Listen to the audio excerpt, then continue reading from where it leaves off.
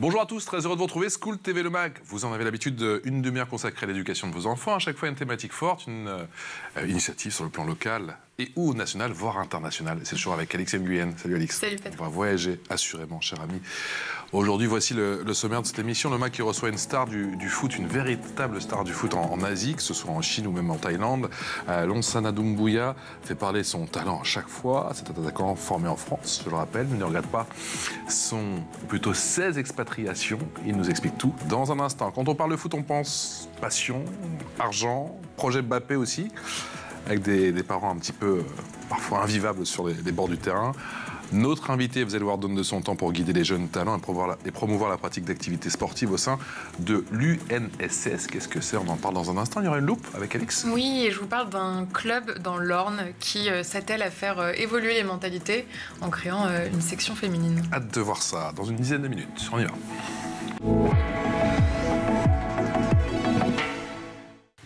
Et il a fait du chemin pour venir nous voir. Bonjour Lonsana. Bonjour. Lonsana Doumbouya, footballeur professionnel, international guinéen aussi. Yes. C'est bien de porter effectivement la tunique. Et ambassadeur de l'UNSS. L'UNSS, c'est quoi, pour ceux qui ne savent pas? L'UNSS, ça représente tous les lycées français. Donc ça fait du monde? Ouais, ça fait du monde. Ambassadeur Asie, c'est ça? Ouais, c'est ça. Donc, peut-être voir quelques images, on a trouvé quelques images, on te voit effectivement au bord du terrain.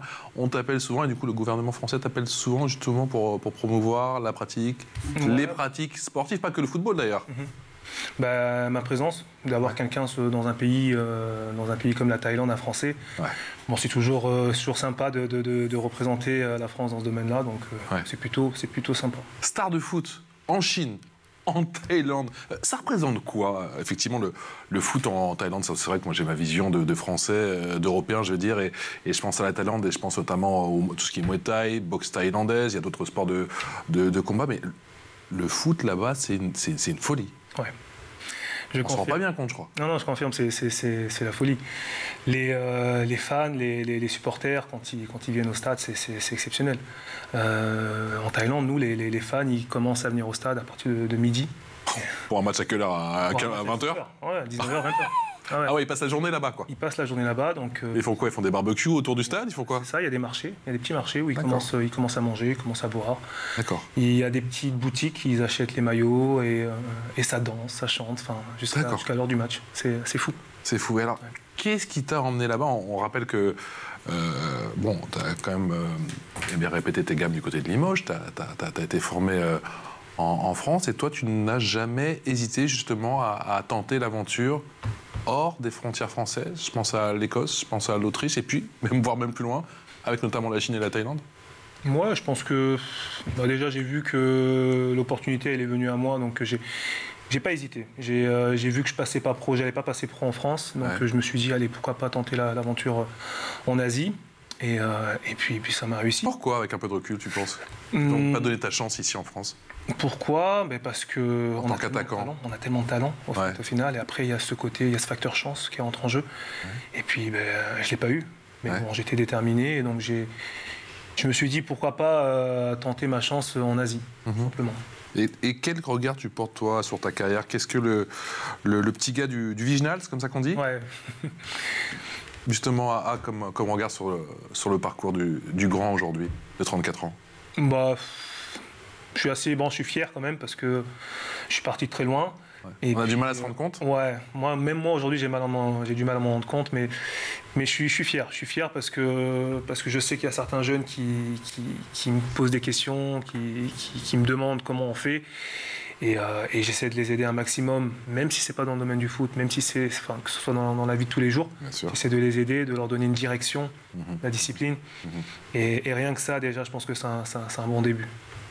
Et Patrice le disait, tu as connu plusieurs pays. Qu'est-ce que ces expériences t'ont appris humainement, mais aussi professionnellement, selon toi? Humainement, ça m'a appris à beaucoup relativiser, parce que je pense que quand on vit H24 sur Paris ou en France notamment, on a beaucoup de stress, je trouve. Et donc ça m'a permis de beaucoup relaxer sur des situations qui ont pu arriver dans ma vie.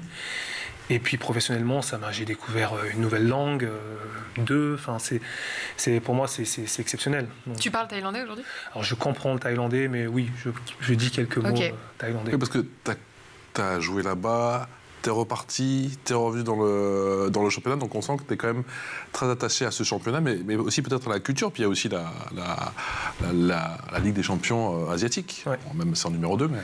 Bah, il y a le côté aussi respectueux. En fait, on est dans un pays où le respect est le symbole. Donc on a les habitants qui se prosternent toujours un peu devant les bouddhistes, tout ça, etc. Donc c'est en eux. Donc ils ont le respect et automatiquement les touristes quand ils viennent là-bas, ils respectent. Ils respectent un peu tout le monde. Et c'est ce côté que j'ai bien aimé. Après, pour revenir à la Ligue des Champions, oui, on rêve tous un jour de la jouer, que ce soit l'asiatique ou l'européenne. L'européenne, ouais. Donc voilà, ça a été pour moi une expérience exceptionnelle. Et c'est quoi le Sabai Sabai? Je sais pas si je le dis bien. Sabai, c'est super bien d'ailleurs. Ah, merci. C'est relax. C'est les premiers. C'est ce que tu disais justement, ouais. Ouais, c'est les premiers mots que j'ai appris. Et que ça résonnait toujours dans ma tête et on me le disait à chaque fois. Écoute, lance Sabai. C'est quoi, ça va le faire? C'est quoi, ça veut dire quoi cette mentalité Sabai? Ça veut dire c'est un peu tranquille. Chill, quoi. Ouais, chill. Genre tu joues pas ta vie sur ce match? Ouais, ne t'en fais pas, ça va aller. On n'entend jamais ça quand tu es footballeur pro, on t'entend jamais Sabai. Hein. Même après une défaite. Encore moins en France ou en Europe après une défaite. Hein. C'est pas Sabai. C'est pas tranquille, ça va le faire. Ça reste du sport, ça reste du foot, c'est ça? Ouais, ça reste du foot. Enfin, moi, au début, quand je perdais des matchs là-bas, j'étais le seul. Je faisais la grimace et voilà. Et je disais, mais après, on me disait Sabai, lance Sabai. Et puis, au fur et à mesure du temps, j'ai compris, ça m'a fait grandir aussi. Il n'y a pas que le foot dans la vie, et puis ça m'a fait avancer. Et comment tu gères ce niveau de notoriété là-bas?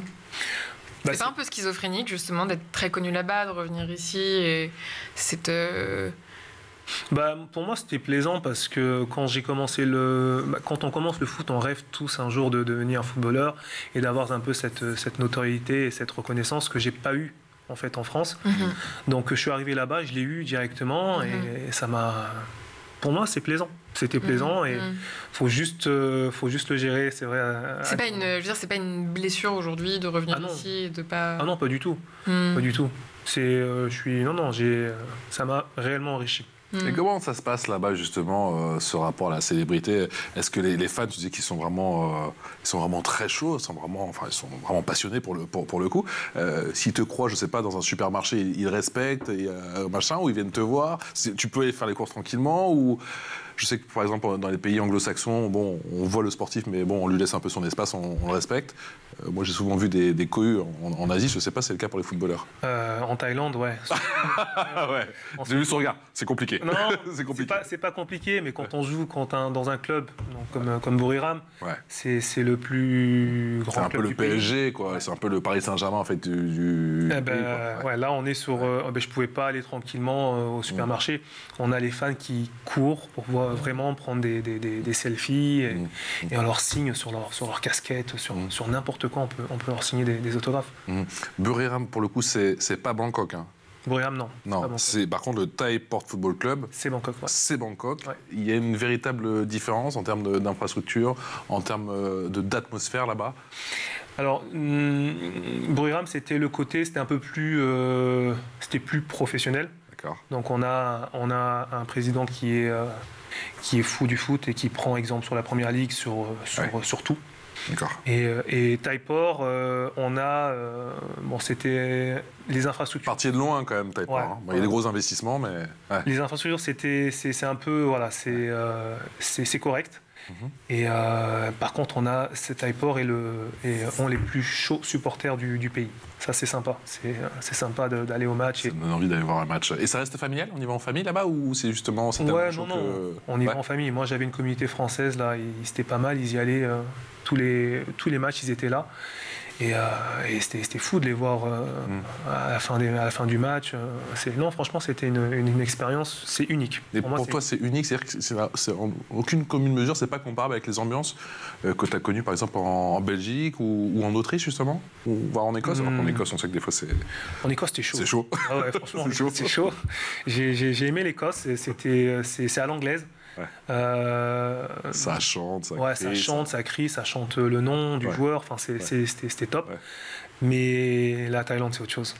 Alix. Et en termes de discipline au quotidien, qu'est-ce que ça représente? Bah, ils sont naturellement, je pense qu'ils sont enfin, je vais pas dire élevés, mais ils sont éduqués de cette façon-là, ils sont disciplinés. C'est-à-dire qu'il y a un respect mutuel entre eux, et même... Les joueurs. Ouais, les joueurs, mais même dans la vie de tous les jours, il y a un respect qui est permanent, qui est là. En fait, c'est une culture. Ça veut dire qu'on arrive à l'aéroport de Paris et on dit bonjour et on ne te répond pas. Et là-bas, on va arriver, on va directement t'accueillir les bras ouverts. On va te dire bonjour et tu réponds là-bas. Donc non, c'est... Pourquoi ça t'a changé, toi, justement? Tu te sens extrêmement zen, je t'ai pas connu avant. Ouais. Et ça t'a changé sur le plan personnel, sur le plan humain aussi? Ouais, sur le plan humain, ça m'a permis de relativiser sur beaucoup de choses en fait. Ça m'a permis d'avancer malgré... Bon, j'ai pas eu beaucoup de problèmes là-bas, mais bon, j'ai eu des situations où, notamment avec le Covid... Ouais, en Chine, j'allais te dire, quand tu étais en Chine, quand il y a eu le Covid, j'allais te poser la question. Bah, j'ai vécu, on va dire, le pire. Et donc du coup, ça m'a renforcé, ça m'a endurci et ça m'a permis d'être l'homme que je suis maintenant, je pense. Mais tu arrives à en parler justement avec du recul de cette période. Tu dis, tu évolues dans une équipe chinoise à l'époque du Covid. C'était dur. Franchement, c'était dur parce que j'ai vécu le premier Covid là-bas. Et donc... T'es en flip total, tu dis. On était enfermés, un mois dans un hôtel. C'était compliqué. Pour le coup, ta famille était en France et toi, tu étais là-bas? Ouais. C'était impossible de rentrer ou de sortir du pays. C'était dur. Pendant combien de temps? Un mois. Wow. Alors, un mois, mais... Au début, puis après... Après, c'était un an. Un an, c'est ça. Ouais, c'était un mois, je pouvais pas sortir de ma chambre. Et après un mois, je pouvais un petit peu sortir de ma chambre à chez moi. Pas de passe-droit. Les joueurs de football étaient un peu privilégiés ou pas trop? Parce qu'on a tellement de scènes. En Chine, non. Ouais. Tout le monde est au même niveau, quoi, là-bas. Alors, on était privilégiés parce qu'on était mis dans des hôtels 5 étoiles et on vivait dedans pour pouvoir faire le championnat. D'accord. Donc ça, c'était... Voilà. Un privilège, ouais. Et tu restes enfermé. Ouais. On reste enfermé. Tu deviens fou, quoi. C'était chaud. Hein. Il n'y a pas d'internet. Internet, c'est pas comme... on n'a pas les réseaux sociaux, on n'a pas... Voilà, il faut le VPN qui marche une fois sur deux. C'était compliqué. Ouais. Oui. Bon, Méditer pendant des heures. Des longues parties de cartes et de la méditation. Effectivement. Clairement. Alex. Sur tes engagements, pourquoi avoir accepté d'être ambassadeur de l'UNSS? Moi, ce qui m'attire, c'est plus les jeunes. Moi, je veux qu'ils aient des bagages dès le début, qu'on leur donne accès à tout. Ça t'a manqué, ça, toi, plus jeune? Ouais, franchement, clairement. D'être guidé, orienté? Ouais, ça m'a manqué. Il y a de tout dans ce milieu, quand même. Ouais, non, il y a de tout et c'est... Je trouve que c'est assez structuré. Donc, c'est ce qui m'a motivé. Moi, c'est vraiment ce petit plus qu'ils amènent chez les jeunes. Et je vais apprendre en fait en étant en étant avec l'UNSS et essayer de m'en servir. Comme à côté je fais d'autres actions en étant président d'un petit club de foot ou des choses comme ça, Viginal notamment. Donc c'est ce qui va me faire ce qui va me préparer mon après-carrière et pouvoir mettre en place. Mais ça consiste en quoi justement ce rôle d'ambassadeur? Concrètement, ça se traduit comment au quotidien? Ma présence, je pense qu'elle est importante, surtout sur des manifestations comme la dernière qu'on a eue. Moi, j'ai trouvé que c'était plutôt sympa que tous les gamins viennent me rencontrer. Et voilà, il y avait... Avec des gamins de lycée français, c'était ça? Alors, c'était du Vietnam, de Tokyo, il y avait tous les pays du lycée français. Ouais. Mais donc, ce sont essentiellement des Français expatriés? C'était que des Français. Expats, C'était que des Français qui sont expatriés.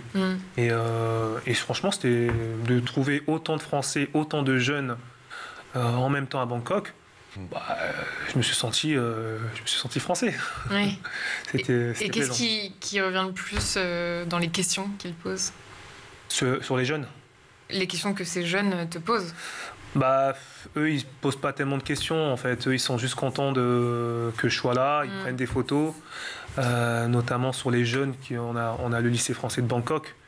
la moitié ils viennent au match me voir jouer. Donc, C'était comme des dingues. Ouais, ils sont plus concentrés sur ça. Lansana, tu as 34 ans, c'est pas un secret, l'après-carrière, tu y penses, tu viens de le dire.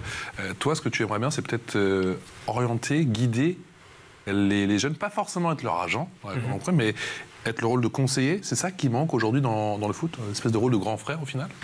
Ouais. Alors grand frère aussi, faut faire attention, parce que je pense qu'après ça peut créer des confusions. Ouais. Mais ce conseil que j'ai pas eu tout au long de ma carrière, notamment pour préparer l'après-carrière, psychologiquement, parce que des fois on a des situations dans le foot qu'on n'en parle pas beaucoup, mais il y a les langues commencent à se délier sur la santé mentale, il y a des grands joueurs. Il y a des joueurs qui souffrent énormément pendant. Et donc c'est ce pendant où j'aimerais intervenir et essayer d'aider un maximum les jeunes, surtout moi au final je reste focus sur eux, pour que en fin de carrière qui tombent pas dans ces dépressions, dans ce manque et dans ce... Parce que c'est ça l'angoisse ultime, c'est la peur du vide juste après la carrière. Ouais, ça c'est... On n'en parle pas assez, les jeunes, les joueurs n'en parlent pas assez, mais pour moi 90% des joueurs ne pensent pas à ça dans le bon sens. Ils y pensent en stressant, mais ils n'y pensent pas en remédiant à tout ça et essayer de mettre en place certaines choses. Et rétrospectivement, justement, tu te dis comment est-ce qu'on anticipe ? Ce serait quoi bien anticiper ? Ça serait dès le plus jeune âge déjà Moi, ce que j'aimerais mettre en place, c'est que les jeunes, dès le début, qu'on leur prépare de pas être footballeur aussi. C'est-à-dire que du jour au lendemain, si demain ils arrêtent le foot pour une blessure, pour quoi que ce soit, qu'ils aient quand même un bagage de vie, un métier, et que ce soit toujours lié au sport. Ça peut être directeur sportif, ça peut être arbitre. Ça veut dire mener des études en parallèle, quoi. En parallèle, mais que ce soit vraiment construit. Pour moi, ça doit être construit. Et même pour ceux qui ont réussi, et même pour ceux qui sont passés pro, j'imagine, de gérer leur argent. Mais surtout pour ceux qui ont réussi. Beaucoup d'histoires avec des joueurs qui se retrouvent, qui ont très bien gagné leur vie, qui se retrouvent sur la paille. Ouais. Parce qu'ils gagnent 10 par mois et ils dépensent peut-être 15. Et puis des fois, c'est même pas eux qui les dépensent, c'est des conseillers obscurs qui malheureusement dépensent leur argent. Tu reçois des coups de fil de gens à qui tu as été formé, qui malheureusement aujourd'hui sont en difficulté. Moi, j'ai déjà reçu. J'ai déjà reçu quand même, mais voilà, je pense que ça existe. Tout le monde n'a pas le même état d'esprit, n'a pas forcément ce recul aussi. Ouais, ce recul aussi. Mais encore une fois, ça part de très tôt. Ça part de très tôt et on peut pas arriver à parler à un jeune qui a déjà 17 ans, 18 ans et lui expliquer ces choses-là. Des fois, c'est déjà trop tard. Donc, il faut sensibiliser le plus tôt possible. Qu'est-ce qui fait, Lansana, que tu n'as pas lâché l'affaire ? Tu as compris que tu n'allais pas passer pro en France. Je t'ai dit, comment ça s'est passé ce moment-là ? Je t'ai dit, tu as dû parler avec ton agent ou tes agents à l'époque et dire non, écoutez les gars, vous vous débrouillez. Moi, je continue à jouer au ballon. Si je passe pas par la porte, je vais passer par la fenêtre. Comment ça s'est passé ? Comment on passe de en gros je vais pas passer pro comme je le rêvais quand j'étais petit en France, mais c'est pas grave, il y a d'autres pays, il y a d'autres cultures, il y a d'autres championnats et je vais même finir par être international guinéen, c'est pas grave. Moi je me suis un peu condamné. D'accord. C'est-à-dire que je me suis dirigé vers le foot et j'ai fait l'erreur que... Donc c'était ou ça ou rien, c'est ça ? Ouais, c'était pas ou ça ou rien, c'est qu'au bout d'un moment j'arrivais pas à cumuler avec les deux. C'est-à-dire que j'ai quitté chez mes parents pour aller dans une ville qui était j'étais à Saint-Dizier, c'était proche de Troyes, très loin de ma famille. Ouais. Et à 17 ans, je devais me lever tout seul, aller à l'école, donc j'avais un petit appartement que mon club de CFA2 me payait. Et donc je devais jongler entre les deux. C'est-à-dire que je devais aller à l'école et aller aux entraînements. Mais à cet âge-là, à 17 ans, tout seul, me lever, je l'ai fait pendant plusieurs mois.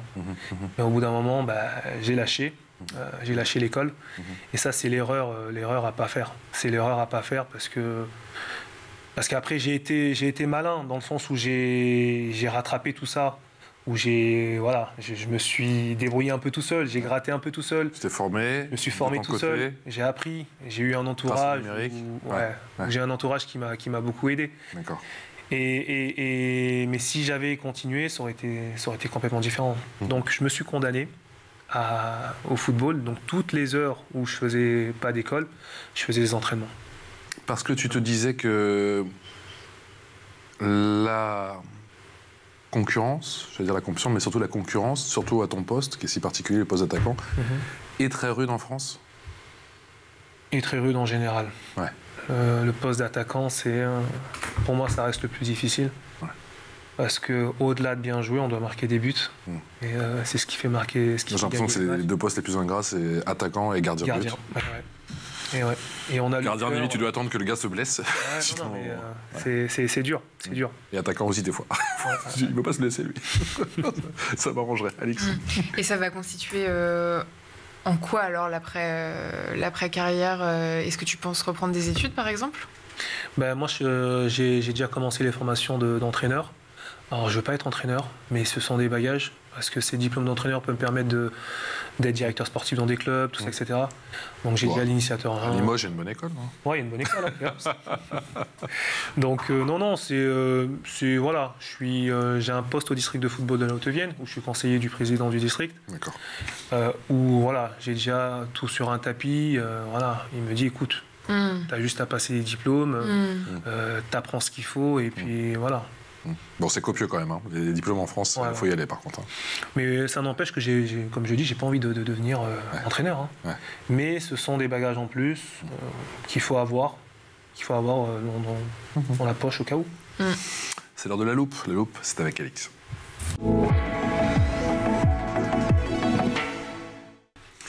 Pratiquer un sport collectif près de chez soi, entre filles, en milieu rural, c'est encore loin d'être évident, mais certains clubs se mobilisent pour faire bouger les lignes. Oui, les freins sont nombreux, manque de structure, d'encadrement ou tout simplement d'équipe féminine.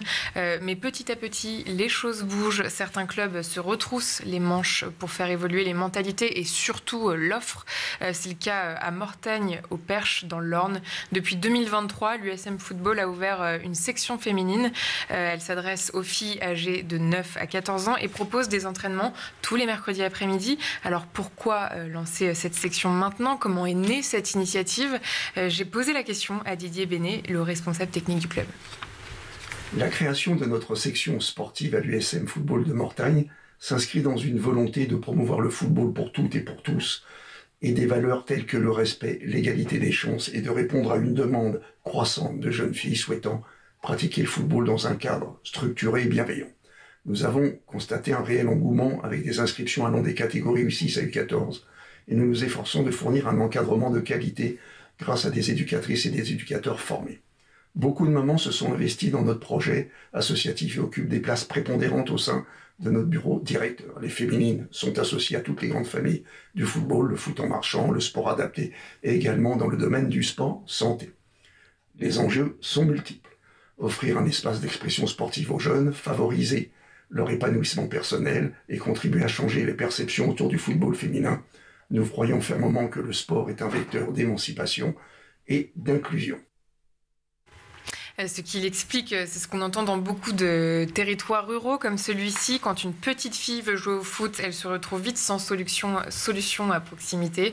Soit elle joue avec les garçons, si le club le permet bien sûr, soit elle doit faire des kilomètres ou alors tout simplement abandonner. À Mortagne, il existe aujourd'hui 3 équipes féminines. Il y a même 2 filles de 14 ans qui jouent avec des garçons. Lonsana, est-ce que c'est des actions qui peuvent devenir la norme selon toi, des sections féminines un peu partout et même en territoires ruraux? Pour moi, ça doit parce que je pense que tout le monde doit être libre de faire le sport qu'il souhaite, surtout sur les jeunes. Encore une fois, je suis ouvert, je suis à fond dessus. Mais ça part de là, ça part des jeunes filles. Si elles veulent jouer au foot, on doit leur permettre et leur donner tous les accès possibles pour évoluer. Ça fait quoi de porter le maillot de la Guinée? Ça fait quoi de jouer avec une équipe nationale?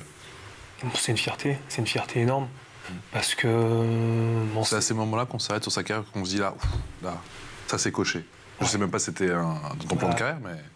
C'est incroyable, quoi. Ouais, clairement. Parce qu'on parlait des ambiances, là, quand tu joues avec la Guinée. Non, c'est énorme. C'est énorme.